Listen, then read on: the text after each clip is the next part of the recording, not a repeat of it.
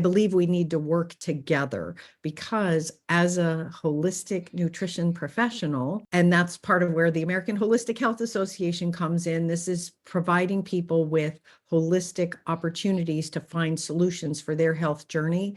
We also look at the whole person. This is not just a if this, then that kind of solution. So for me, for example, one of the things that I had to learn to do, which ties in so beautifully with the work that you do, was I had to learn to allow myself to bring in a gratitude practice, bring in a mindfulness practice to help calm my nervous system. I also had to learn to accept that taking care of myself by adding this in was not me being selfish, was not me ignoring my other responsibilities in life, but was like a life vest or a safety jacket for myself to take care of myself so that I could take care of others. I'm Kandas Rodarte, and this is Gratitude Geek. Today I'm joined by my friend Mira Dessy, aka the Ingredient Guru. Welcome, Mira. Hey, thanks for having me on, Kandas. So you are a board-certified nutrition educator, a professional member of the National Association for Nutrition Professionals, the American Association of Drugless Practitioners, and you are on the board of directors for the American Association of Holistic Health.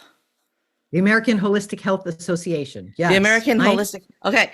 That's a lot of credentials, but what do they all mean? Basically, they mean I'm very geeky about holistic health and nutrition. So most Americans probably haven't heard of any of these associations. So can we dig into what they do and what their importance is? Sure, that sounds great. So the National Association of Nutrition Professionals is the preeminent organization in North America for certifying holistic nutrition professionals. So you have to go to an accredited school, you have to earn CEUs every year, there's an ethics board, there's all different kinds of continuing certifications that you can get. They provide education and resources because our function and our purpose is to go out into the world and help people find holistic health solutions, predominantly through nutrition, but through other modalities as well, for chronic health issues. So to help people find solutions for health that really involve food and support.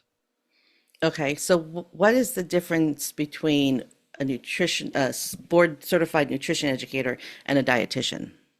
Great question. I'm so glad that you asked that.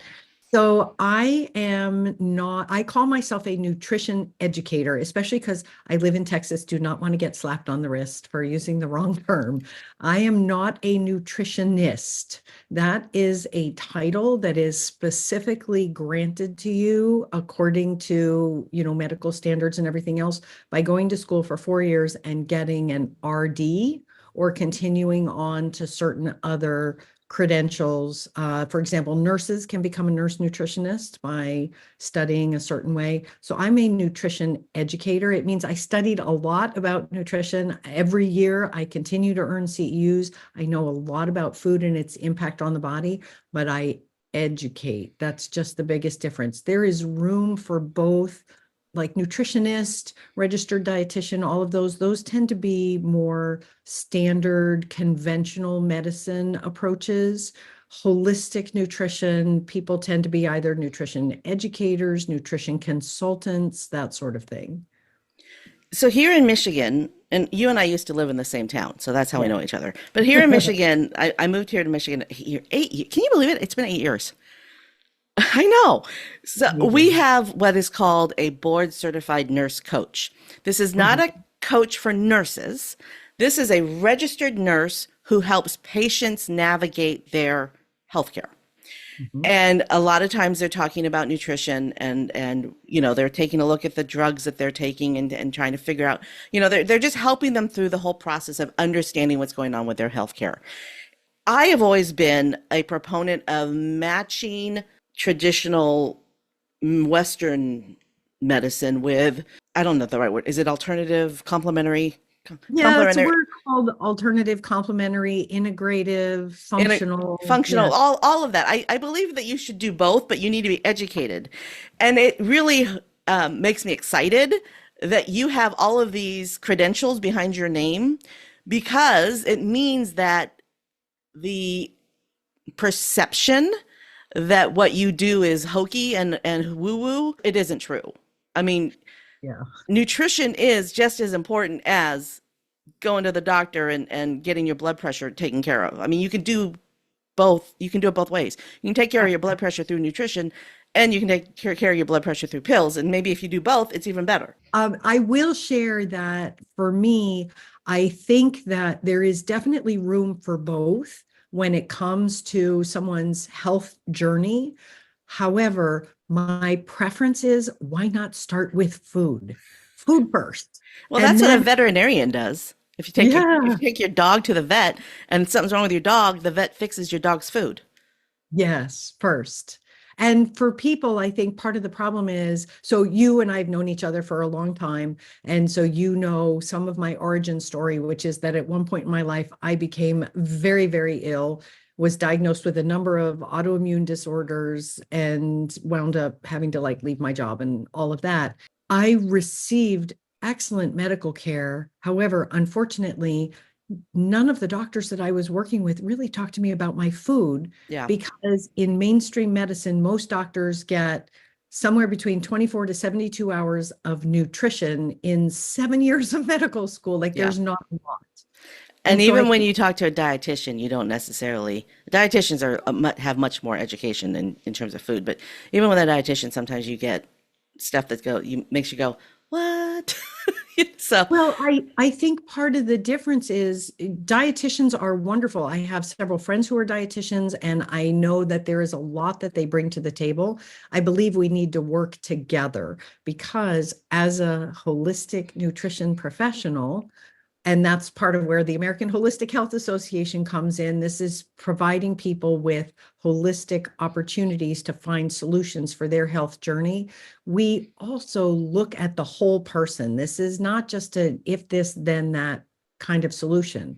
So for me, for example, one of the things that I had to learn to do, which ties in so beautifully with the work that you do, was I had to learn to allow myself to bring in a gratitude practice, mm, bring in a mindfulness practice to help calm my nervous system. I also had to learn to accept that taking care of myself by adding this in was not me being selfish, was not me ignoring my other responsibilities in life, but was like a life vest or a safety jacket for myself to take care of myself so that I could take care of others. that is such a great analogy. Gratitude as a safety vest, as a life Mhm. jacket, because that is true. If you can feel grateful for even the smallest thing, then what you feel grateful for starts to expand. Mhm. Absolutely. Appreciation means two things. It means to express gratitude, and it also means to grow. Mhm. Yeah. Wow, that is fantastic. I love that. Let's go back to nutrition for a little bit, because this is a topic that I discussed recently. I'm a frequent guest on a show called the Biz Book Broadcast, and on the first time I was on the show, we talked about this book here, which I don't know if you're the one who gave it to me. I don't think you are. I think I got it from I Renew don't think Agarwal. so. Anyway, Radical Remission by Kelly A. Kelly Turner. Turner. Yeah, Yeah, are you familiar with her work? I am. So when I was diagnosed with breast cancer, somebody gave that to me as a gift. There's no inscription in it. I apologize, whoever it was who gave it to me. Renew, if it was you, thank you. Whoever it was, thank you. Because this book has been like a Bible for me for the last 10, 11 years. Oh, it's been 11 years. Because I chose, a lot of people don't, I chose to go the traditional chemotherapy, radiation, and I've been in treatment for the last 11 years because it's metastatic. But I also decided to do what's in this book. And there are 9 pillars, everything from gratitude practice to more, making sure you get more oxygen, which makes total sense when you understand how a cell works, to just having a reason to live. So there's a lot going on in this book. So we talked about this book on the Biz Book broadcast, and the host of the show, Liz Scully, was like, I don't understand why you want to talk about this book. It's not a business book. And I go, yeah, but this book gave me permission to live, Mm. right? It said, I have a reason to live. So what am I going to do now? So I've been living with metastatic breast cancer for 11 years because I read this book.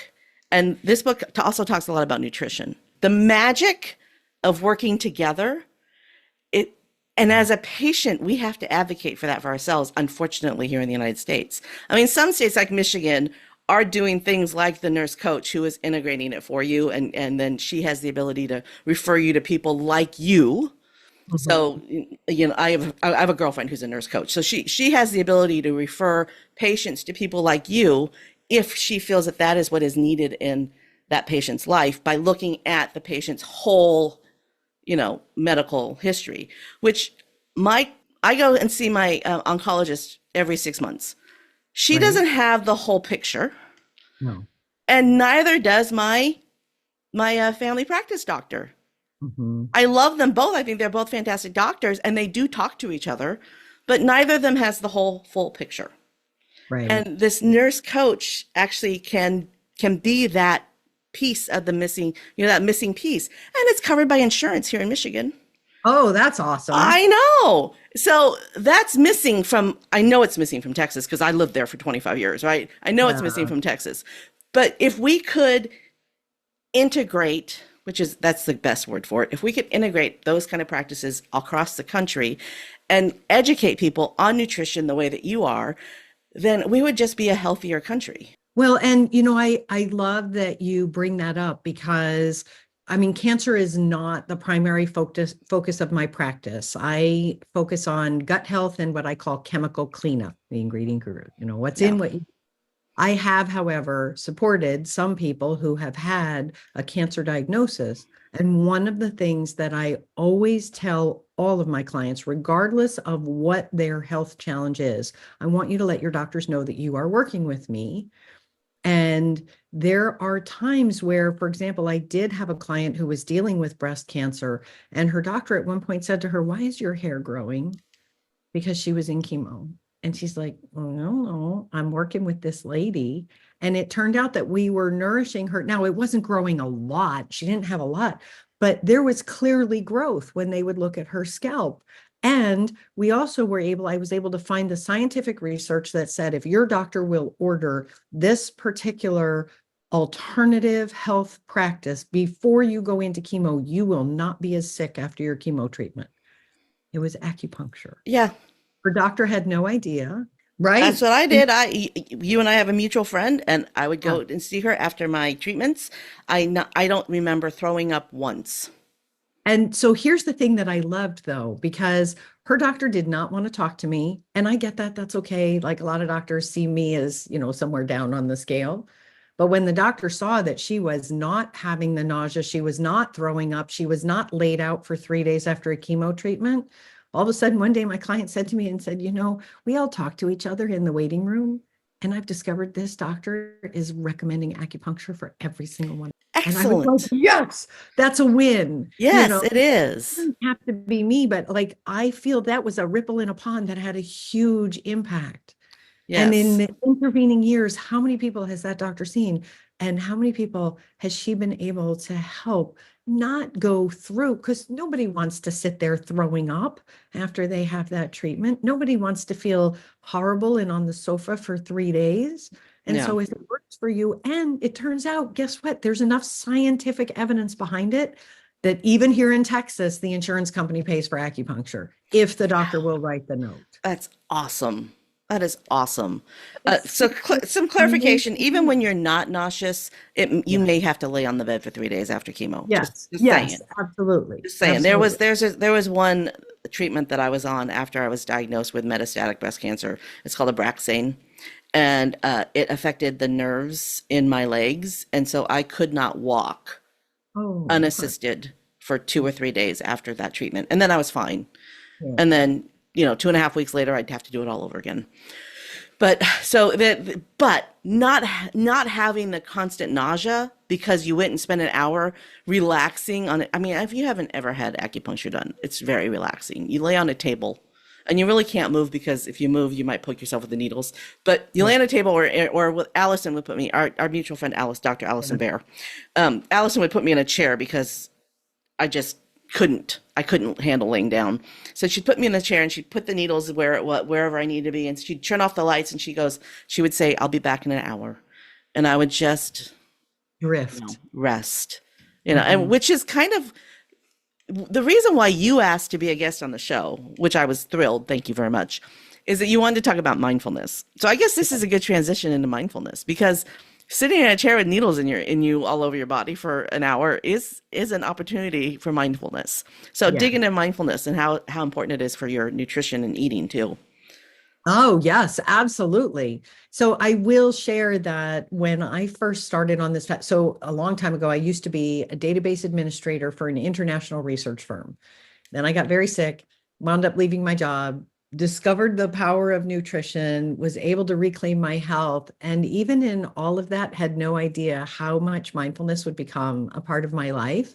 And in fact, years later, a very dear friend and colleague of mine one day said we should write a book together. And we wrote the book, Beyond Meditation, Making Mindfulness Accessible for Everyone.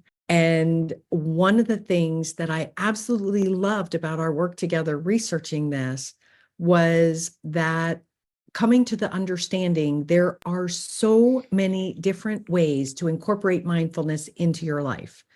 And yes, it's amazing that you have an hour on the table as often as you go for acupuncture. Not everybody can do that. I certainly had a hard time getting to that point. Although now when I go to get treatment and I do lie face down on a table because they usually do my back and they come in and they wake me up. I'm like, is it time? Like, because it is so relaxing. But there are so many different ways to add mindfulness to your life. And when we do that, we calm the stress and chaos and overwhelm of everyday life. Because at this point, most of us are living at such a high set point, we're not digesting well. In And a very lot of us eat on the go. Yes, we eat in our cars, we eat standing up, we shovel it in because we're in a hurry. And the challenge is, in very, very simplistic terms, we have two nervous systems. One is our sympathetic nervous system, and that is the rush and ready, fight or flight, get going. And the other is the parasympathetic nervous system, and that is our rest and digest. And just, so think about it. If you're a caveman and you're running because there's a mastodon chasing you, like, how well are you going to digest whatever you just ate? Not very well, because you're stressed and you're in a hurry. Well, nowadays, sure, we're not getting tracked by mastodons or saber-toothed tigers or anything else like that, but we're mad at the person who cut us off in traffic. We're stressed about deadlines because of something. We're thinking about the 94 things we have to do at home. We're worried about whatever's going on. We're always in this overwhelmed state. And if we don't even stop to take 3 breaths and look at and appreciate the food on the plate before us, we're not going to be able to digest it very well. And it doesn't really, well, it does matter. What you eat matters a lot, but if you don't digest and absorb what you're putting into your body, you can have the most perfect diet in the world and you are still going to have nutritional deficiency, gut health issues, et cetera, et cetera. So can we talk about Thanksgiving dinner? Yes. So for years, I have heard that it's better to take a walk after dinner. Mhm. Is that true? Yes, it is. Okay. Not a brisk walk, not an exercise walk, but to Okay. go out for a stroll. So because rest and digest. If we want our parasympathetic nervous system to be working functionally well, we need to be Mhm. resting while we digest. So a stroll, Yes, no, no. yes, So I don't. and a gentle stroll after a meal allows your body to slowly start processing. It's Mm, best if you're somewhere where, like, where I live, because we both used to live here, lots of trees, you're outside in nature, you're getting some fresh air. That is a form of rest, believe yeah. it or not. Most people, when they think of rest, they think prone lying down. Mm, That's not necessarily, the complete definition. yeah. So a gentle stroll, and I'm not even talking for an extended period of time. 10 minutes after you eat is great. Yeah. Your body will thank you for it and you will digest better. So will that counteract the tryptophan from the turkey if you go for a little Um, walk? Potentially, I also think that a lot of the tryptophan effect that people attribute to Thanksgiving is actually more of an overeating effect. And probably from the sugar too. Yeah, we just eat so much that we're gorged and our body has to sleep. So Literally this morning, because we're recording this episode at the beginning of November, and I know, listener, that it's the end of January. So apologies for talking about Thanksgiving 2 months after it happened. But but I saw this morning a meme that said Americans have a holiday where we celebrate candy, followed by a holiday where we celebrate with pies, followed by a holiday where we celebrate with cookies and candy, followed by a holiday where we celebrate with alcohol. All followed within by another holiday where we celebrate with more candy. That sugar slide oh, starts with Halloween and goes that's right. all the way to Valentine's So Day. yeah, so healthy. We're so healthy. I know. I know. And I also find it very interesting in our hemisphere. You can almost see why it happens because in the northern hemisphere, this is when the days are shorter, the nights are longer, it's dark, it's cold, it's whatever. And so we're soothing with sugar. I'm not sure what the excuse is down under, but they can answer that for themselves. However, the challenge is it also becomes a slippery slope because we just start having a little bit and then it becomes more and then it becomes more and then all of a sudden it's just on overload. And this is where learning how to recognize your body symptoms, learning to recognize how you feel and check in with yourself, learning how to slow down. One of the things I would love if we could talk about is a mindfulness practice for eating chocolate. Does that Oh, sound good? oh, yes. The chocolate, my love language. Go ahead. That's not So I true, but love, that's not true, but it's yeah, but it but could be. but it Food could is a be. love language.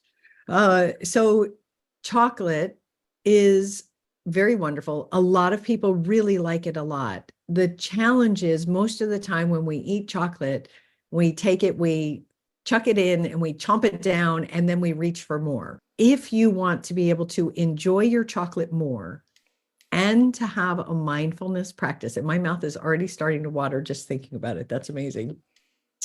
Um, First of all, I love a really good dark chocolate. Anywhere between 70 and like 82, Same, 83% is same. Yeah, amazing.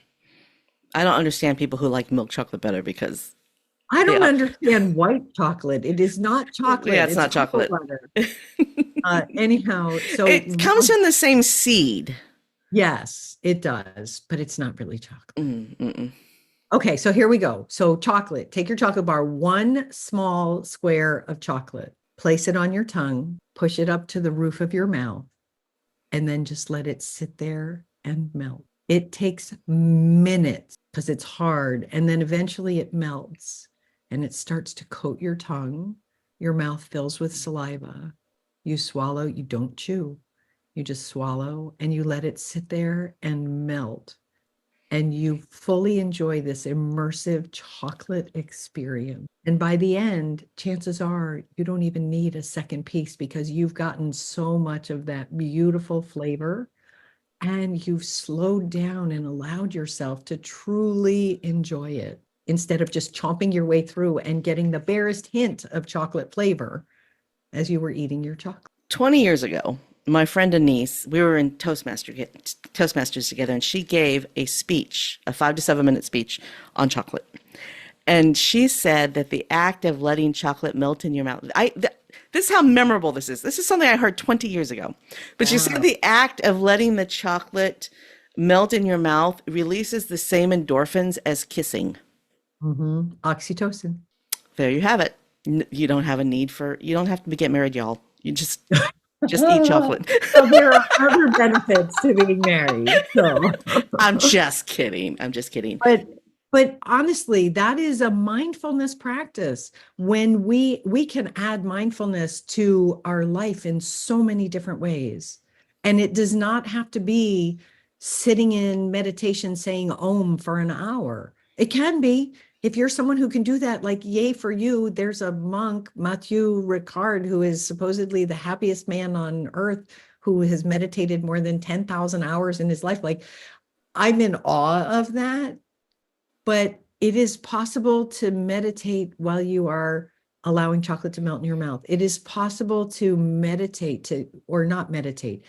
It is possible to add a mindfulness practice to washing dishes, to notice the temperature of the water, to be grateful for the meal that you just consumed, and to recognize that these dirty dishes mean that you had food to eat, and that you now have running water and hot water, and the ability to be present in this moment is really incredible. Unfortunately, we miss so many of these opportunities because we're operating on autopilot, always worrying about what's next. I have a question for you that is because I want to know more.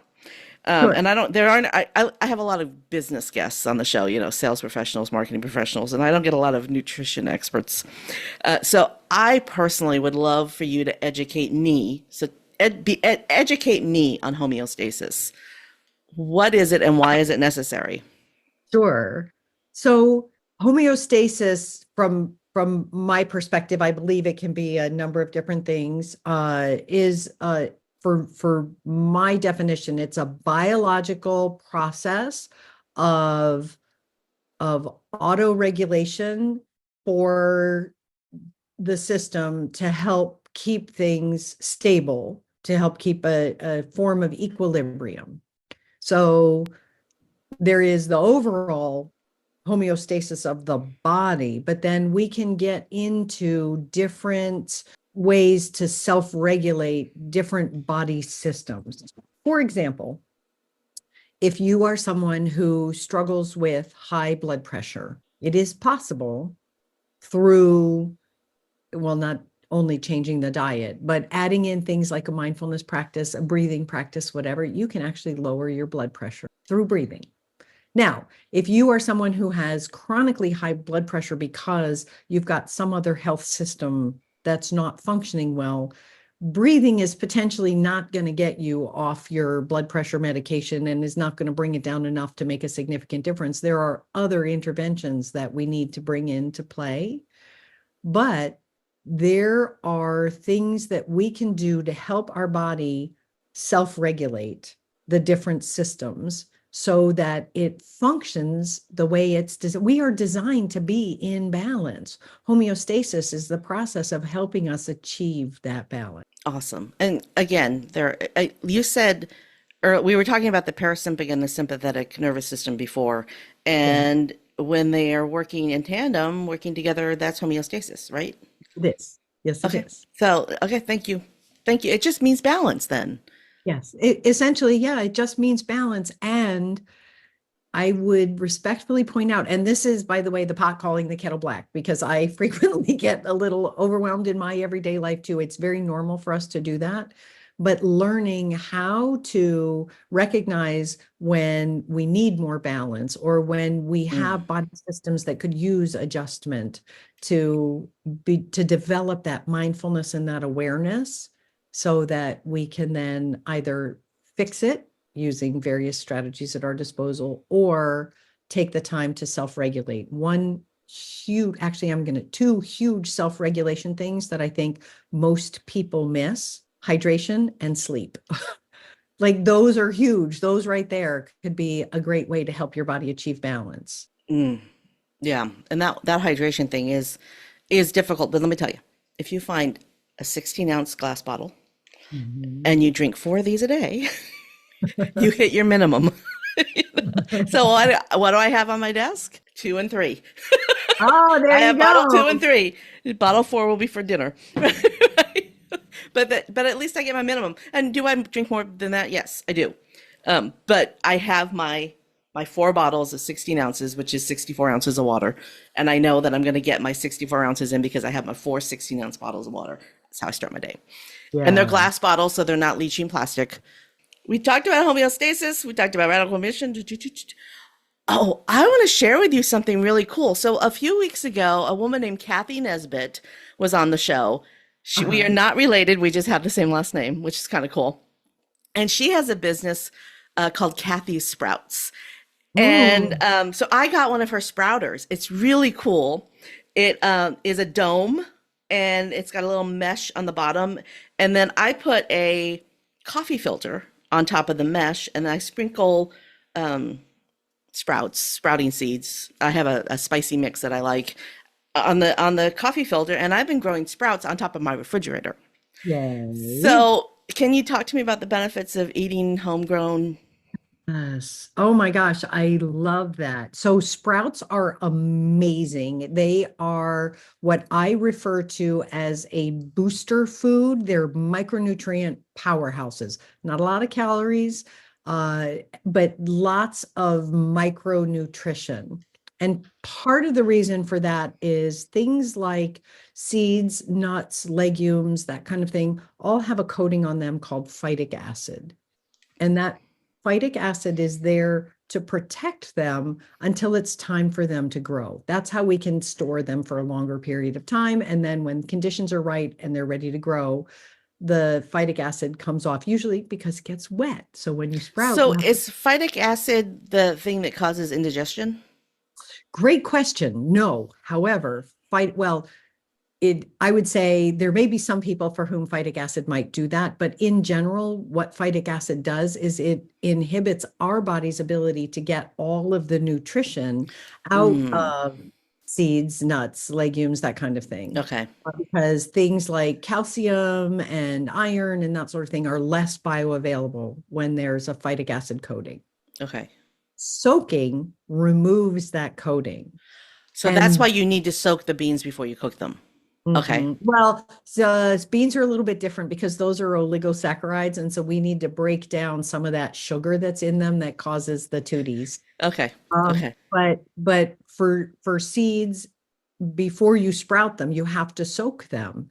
That Yes. also tells the seed memory that it's time to sprout. And when that happens, there's like this nutritional bump, just a little bump, and the sugars are released, and they're like, okay, grow, baby. Because if you've seen when you look at your sprouts, you're like, okay, it's a little seed. And the next day, all right, it looks a little bigger. And then the next day, there's a little tail. And then all of a sudden, it's like, there it is. And then, I don't know how long you sprout yours for. Most people, it's between 7 to 10 days before it's ready to eat.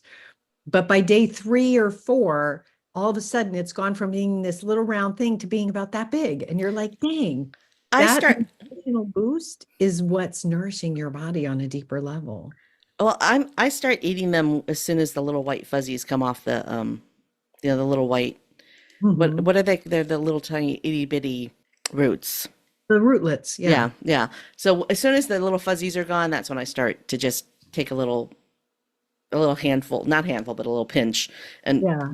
like this morning, I put a little pinch on top of my eggs. Yeah. But they're not. It hasn't been 7 to 10 days. They're not green yet. They're still They're still, sprouts. They'll yeah. be. I want them to get to the point where they would look like microgreens. Yeah. So that's And, and so I would encourage you to let them sprout a couple days more because, for example, if you're doing broccoli sprouts, the glucosinolates there's gonna be more of them if you let your sprouts go a little bit longer. Same thing with radish. well, Yeah. I only take a little bit and then So they put, do continue to yeah, they grow over keep time. continue. And that's a beautiful thing about sprouts is that they just keep growing, right? Yeah. Eventually, once they're past the microgreen stage, they don't taste good anymore. So you do need to eat them up when they hit microgreen stage. But And so one of my favorite things to do when they start getting that big, because I do them in trays, and usually the last day or two they are kind of big, is I take them and you can blend them and turn them into little ice cubes oh, and then you can chunk that into a smoothie, you can throw it into a pot of sauce or whatever. So wow, that would make a green smoothie taste yummy. yeah. Oh, what a good idea! I didn't know you could do that. Do you have to put liquid in there, or you just freeze them the way they are? So I do put a little bit of water just to help them hold together. If I think I'm going to throw them into sauce or something, you could also do a little bit of oil, but most of the time I just do a little water. I just learned this year that you can do that with basil. That you can Hmm. put a little bit of oil, put the basil in some oil in a Ice ice cube cube tray. maker tray, and then freeze it, and then you can take the cubes Cook out with it. and cook with them, but you keep the oil little cubes in the freezer, and so Mm, you can have fresh basil all year long.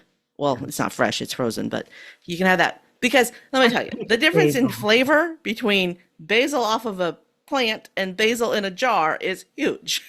It is. It is. And here's the other thing that you can do with that. So if you open a can of tomato paste, chances are you only need like a tablespoon. Hmm. There's a whole bunch left over. Yeah. Well, all those, all that leftover, freeze it in either ice cubes, or I just take 1 tablespoon bits and I put them on a piece of parchment paper, flatten them, and then I have a baggie with a disc full of 1 tablespoon sizes of tomato paste. Because That if is you leave it brilliant. in your refrigerator, the can is eventually going to get icky and you're going to Yeah. throw out half the tomato paste, which is expensive enough. Why would you want to do that? That's what we normally do is we put it in a jar and seal the jar. I'm not like a little tiny mason jar and seal it and put it in the refrigerator. But chances are, because it's such a small jar, it gets pushed to the back of the refrigerator and they'll forget it's there. And if you don't You open have, it if and it's fuzzy. yeah, and then so this is brilliant. So wax paper, tablespoon, No, no, parchment parchment paper. paper. Okay, Parchment paper. and then a tablespoon, A flatten it. tablespoon. So I take a tablespoon, dump it out, and then I put another piece of parchment paper on top, and then I take usually like a a glass or a jar or something, and I go wop wop wop wop, and I flatten them. Not too hard. You don't want to make them squish, but you do it enough to flatten them, and then I put it on a cookie sheet, put it in my freezer, and then once it's frozen solid, I usually just leave it for 24 hours.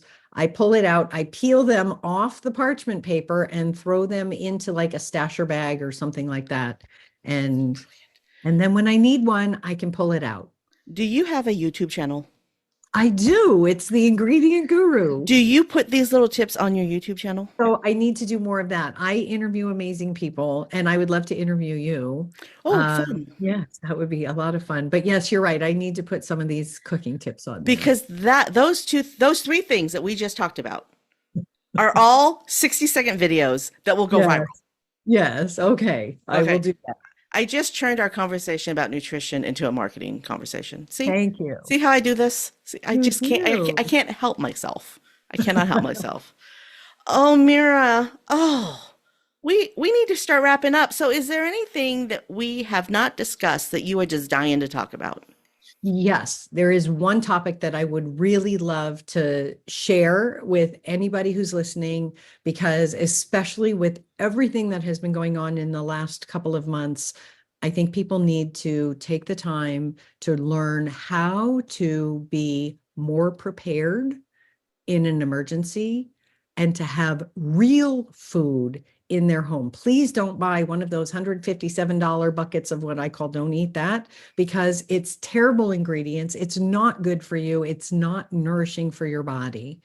So I really want to remind people that we all need to take the time to calm our nervous systems by being more self-reliant and making sure that we have a nourishing preparedness pantry on hand. So what goes in that nourishing preparedness pantry? Real food. So real food, water, supplies, that kind of thing. And here's the challenge. I would love it if I had, a quick list of 10 things that everybody should have. The challenge is it's different for every single family because we all eat differently. Mhm. Protein clearly needs to be in there. How do we add proteins? Well, making sure you have some in your freezer is a good idea, but if the power goes out for an extended period of time, that's not great. So then we look at, can we have some canned proteins? For example, fish or canned chicken, but look at those ingredients, make sure it's clean. Freeze dried meats, not a bad thing. Dry meats, jerky, those kinds of things, those are great. Looking at having real vegetables, having, cooking oils. The biggest one, spices, flavor is so important. We want to make sure that we are not cooking bland, boring food in an emergency because nobody's going to like you if that Yeah. happens. So something that we've started doing recently is, and some of it is to save money, and some of it was because we just don't know what was going on. My husband is Hispanic, and he loves his breakfast tacos. And so Mhm. he was buying pork sausage every week. Yeah. And I just didn't like it because I just don't know what's in pork sausage, right? And Right. so, as a compromise, we have started buying. Are you vegetarian? I'm sorry if you are. I am not. I Okay. am an omni. I used to be a vegetarian, but I'm an omni now. So we have started buying pork loin roasts. Yep. They're like $12 at Aldi, right? They're like this big or so. And he slices some of them into chops, and then he grinds the meat. He grinds some of it too, so that he can make his breakfast tacos. Because he's not gonna ever stop eating breakfast tacos. There's nothing we can do about this. He's Right. gonna eat his breakfast tacos, right? But the sausage that he is making with this pork from the pork loin, it's not fatty, it's delicious, and it just now I'm enjoying the tacos even better too. So that, and I think we paid $75 for a meat grinder that attaches to our KitchenAid. And I've had my KitchenAid since we got married. It was a wedding gift. I've been married to him for 26 years.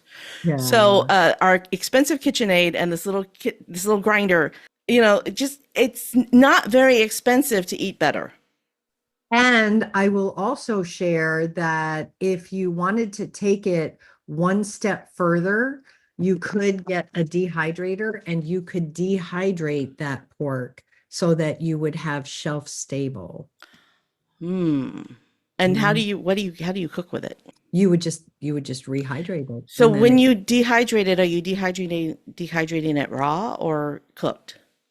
So I would actually, so if it were me, I think what I would probably do is make it into a jerky. So for that, it would not be cooked. If you're doing it as a sausage, then I would cook the sausage and then dehydrate that. And then you just add water to rehydrate it? Mhm. How interesting. Huh.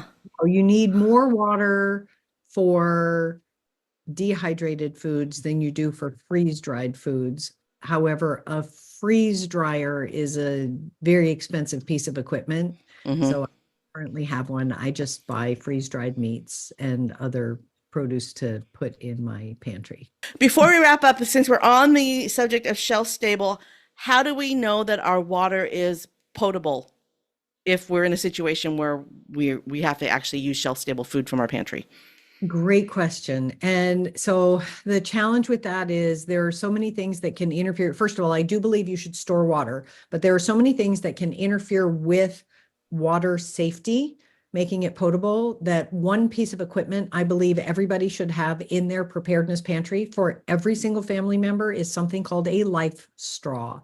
You can buy them online. I have seen 4 packs at Costco. It takes swamp water and it gets 99.99999% of the bacteria out. Really? And it's a straw. Matter of fact, I have, and so this is interesting because you and I are filming in November and it's not going to come out till January. But if you want, I will send you the link anyway if you want to include it.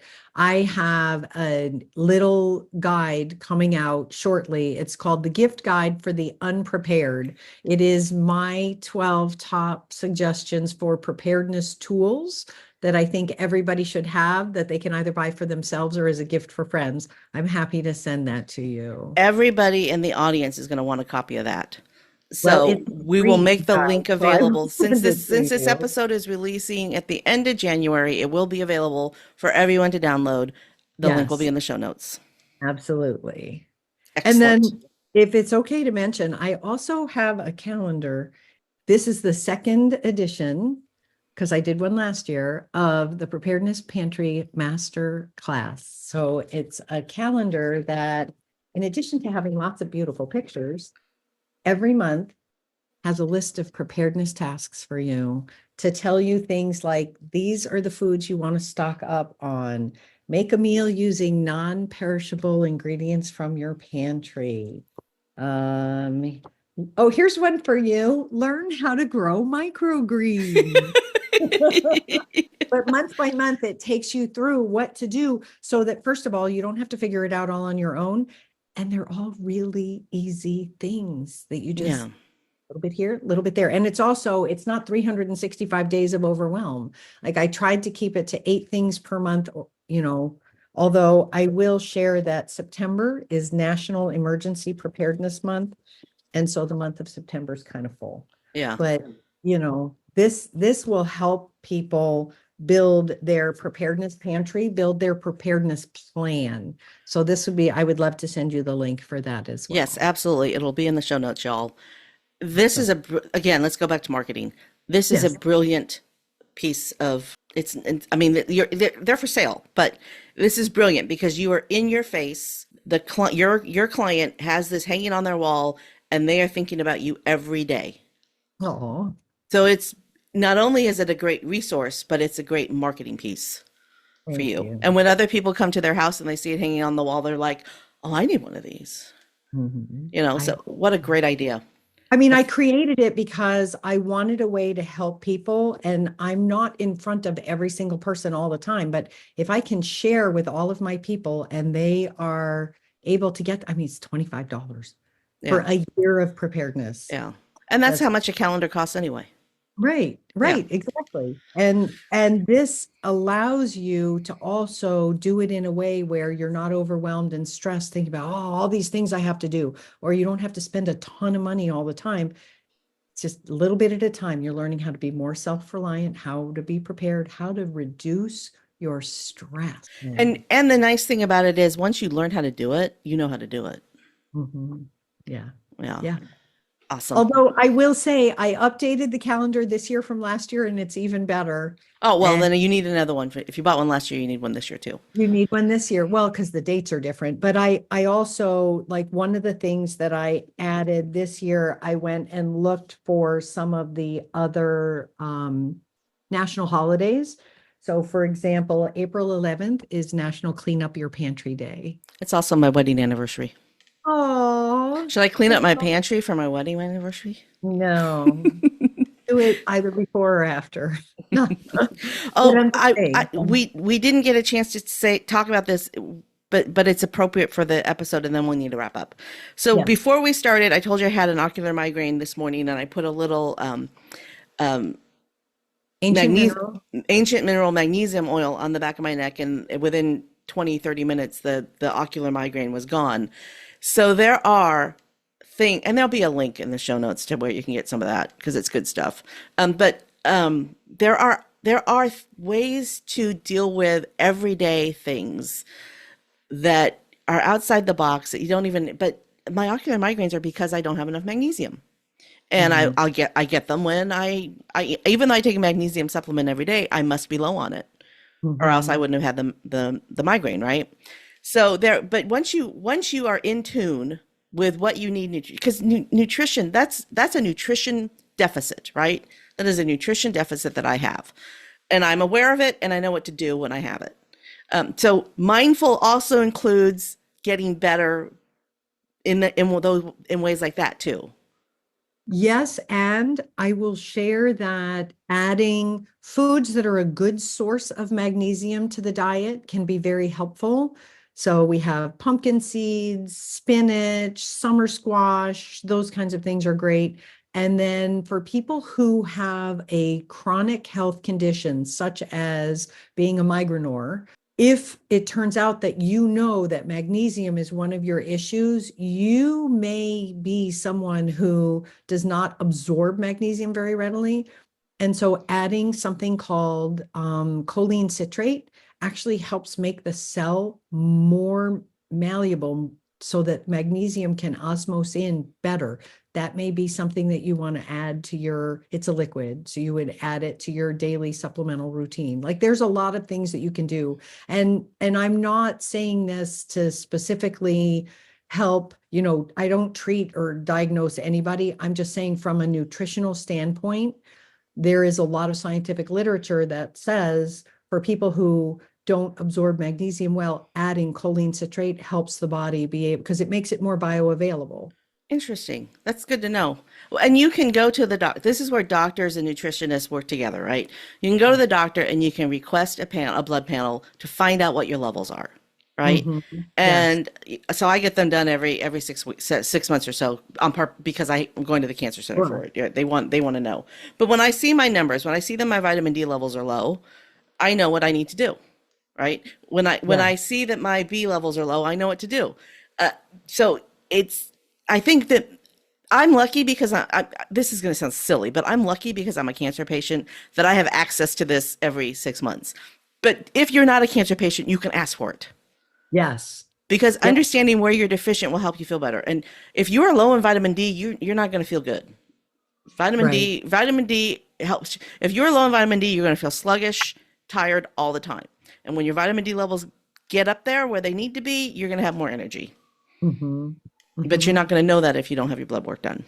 And it's more than vitamin D. There's a lot of micronutrients, a lot of amino acids, some metabolites, all of those. Checking those at least once, if not twice a year, can be very important to making sure that your body is able to achieve homeostasis, that it can balance because it's got the nutritional inputs it needs to do the things that it's designed to do. Excellent. It's when all of your systems are working together that you're in homeostasis. Excellent. Well, I really appreciate you. I know that you wanted to talk about mindfulness and I wanted to talk about nutrition. So I appreciate that you let me take it where I wanted to go with this conversation. Mira Dessy, this is your moment of gratitude. For whom or what are you most grateful? I am most grateful for my family, because they keep me balanced, they keep me amused, and because we're on this journey together. Thanks for tuning in to Gratitude Geek, the podcast for grateful micropreneurs building genuine, lasting relationships with clients, colleagues, and community. Our theme music is track 14 by Rev Brock and Soul Lily. If you'd like to connect with Mira Dessy, you can find all her info in the show notes at gratitudegeek.com. This is episode 254. I've been your host, Kandas Rodarte. Stay groovy, my friends. Stay groovy, my friends.